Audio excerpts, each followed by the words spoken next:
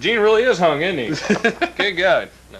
Oh, how you doing? I'm Bob Diablo, and I'm with Larry and Steven, and we're going through the Kiss photo album from Australia that has a lot of Japanese in it. Yes. Yeah. It's Japanese and Australian. I'm going to have to get Miami Tallahassee to decipher this later. This is pretty wild stuff, though. I want to go. It's not fair. Well, gee, you could have. Oh, stop. I have past regrets. They are many but few. You have past regrets, just not a pass. We got passes. Yeah, we have passes. Yeah. Oh, okay. Well, that was interesting. Let's go on to some more stuff. What, Kiss, Eric Carr did some cartoons. Yeah, what was that, Steven? I think you know a little bit more about this than I do. After they'd taken a little bit of time off to put together that Smashes, Thrashes, and Hits album, Eric Carr had been doing a lot of doodling, and he had this concept together for a television show on Saturday morning TV. I think he projected it to CBS for a Saturday morning cartoon show. It was called Rockheads. And it was kind of loosely based on his life, and basically like friends of his or whatever, and he'd draw them up in little characters that all had a bunch of bushy hair and little high-heeled kind of shoes and stuff, kind of sort of like Kiss and his real life away from Kiss. It didn't sell. I don't know. I don't think he had a full-fledged thing that was like drawn up in panels to where it was, you know, filmed. Ready to present it. Right. He had sketches and the initial idea, which he was going to pitch to them. But apparently the thing just never got off the ground for one reason or another. Probably didn't quite meet the Smurf application. Exactly. The WWF or All Pro Stars or... There were no blue snuggly ones. Yeah.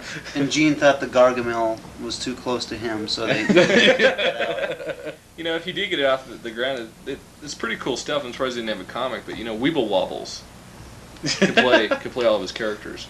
Or eggs. Actually, they kind of look like hard-boiled eggs. Yeah, I was going to say. Upside down eggs. They're not all they're cracked up to be. No, never mind. You can edit that part out, right? No, we're going to keep that. Oh, great. Everybody deserves a bad moment. Great. With me, there's many, but we got some stage designs here. You're saying these guys have a huge input.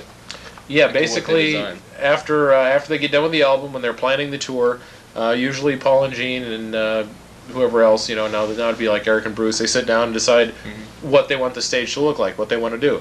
They get all these ideas like, okay, we want the drum riser to go up like 50 feet this time, we want there's some big snakes over here, we want this and all this.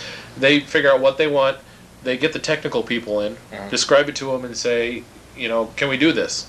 Usually they say no, we'll do it anyway. So they usually spare no expense, and these are some of the original blueprints that were drawn up before the stages. Well, it's nice to be the boss, or nice to be the king.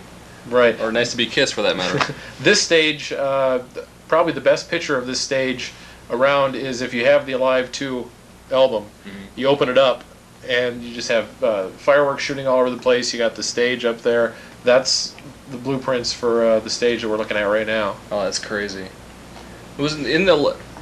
I think I was asking Steven about this. Isn't the Alive 2 stage a lot like the Hot in the Shade stage? Not really. Just the fact that they were both so huge was really the only connection. But the Hot in the Shade stage did not have a drum riser that elevated up to about 30 feet or whatever. Yeah, they just had the big Sphinx. Yeah. The big sphinxter up there. It's not a big sphincter. It's not a big sphincter. Well, they did come walking out of the hole. That's true. I remember lasers shooting everywhere. Yeah, but they didn't sound like crap. Yeah, there was really the only similarity between the Love Gun stage and the Hot in the Shade stage was the fact they were both incredibly flippin' huge. Yeah. That's about it. Yeah, that was my first Kiss concert, was Hot in the Shade. It's the best concert I ever saw to this day. I just had a ball. I was backstage, had backstage passes. That's when I was working for KPD. I hate you. And I was on the phone, I was bragging to a friend, and it was a scene where they're doing a drum solo, and Gene and Paul were downstage back in the blue room. Right. Yeah, I was and the phone was right next to it, and I almost ran into Gene by accident. Glad I didn't, because he's a big guy. Oh, yeah. So, there's my little Kiss story. So, what is this, Revenge? Yeah, here's some of the blueprints for the Revenge stage, with the big Statue of Liberty flipping off everybody. Yeah, that was a great. Remember that one? And then that's when they brought all the big hookers on stage. Yeah. Hookers. Like local dancers. strippers. Local, artistic dancers. There's the big sphincter.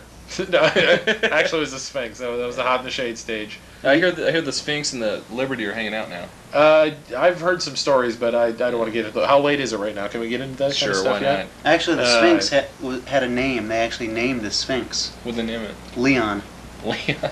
Leon Sphinx. Oh, boo! That is what they named it. That's not our bad joke. That was their joke. That's cool.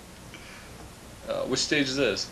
It's kind of hard to tell. I think that was one that was never used, actually. Huh. They had some ideas, too, you know, like... They can play that one in Auschwitz, or what? Exactly. I think that was an idea for a destroyer, because you see like a car sticking up, there's like a road that's all destroyed. Yeah, I remember reading that. That'd be cool. I really miss... We had this discussion earlier, but I really miss the big stages. I wish more bands would do that. It just kind of, you know, came and went with... the style of music at the time. You know, Kiss has always been doing it, and they always will. You know, I mean, a Kiss show wouldn't be a Kiss show if they just came out and performed. Well, they did at the Gold Rush, you know, when they were doing the pre... Yeah. Remember they were doing the pre-Revenge tour? Yeah, it was like a club tour, and there's no stage. Yeah. Nothing big. It was still a really good show. I didn't happen to make it because I was in Canada at the time, but... I did. It was great. Was it a good show? Yeah. It's awesome. Yeah. It just reaffirmed the fact that, you know, they're a band, first and foremost. You know, if you take away... you strip away everything that they've got, you know, you put them up there with their, you know, their guitars and their amps and drums, it's still Kiss. Yeah. Because, you know, it's not about makeup and it's not about stages. All that stuff is like icing on the cake. But, you know, it was still great. Yeah, it was a great club show. If you put Pearl Jam up there with the big, you know, the ramps and all this and makeup and stuff, you know, it would not be anything special. It's just something totally different and alien to them. I could put them in a big garage. I could put them in a garage and close the door. Yeah. Start the car with the exhaust fumes. Hey. Oh, okay. Not that I like them, but I don't wish any misfortune on them. No Kurt Cobain actions. Exactly. What else we got going on here? Some more artwork? Yeah, these original artworok for some different magazines and things like that. We got some early concert posters. Now this is kind of interesting. This is some early artwork that was supposedly going to be used for the next studio album. Okay. It's coming out. What was one of the tentative titles they were thinking about The calling it? tentative title they were working on was Head, which You would... can kind of see where that fits in with these photos. Oh, yeah. But that album is it was supposed to be out. I wonder where they initially saying it was supposed to be out. Wasn't it like earlier this year? God, last year. You know, it just keeps getting further and further away. But I think part of the problem is they're trying to think of a new name, because Gene's mom called them up and she heard that they were originally going to call it Head, and she said, Gene, I don't think that's really too nice. You know, you should change it. A little bit offended. And, you know, Gene, of course, being a mama's boy, he's like, all right, Mom. You know.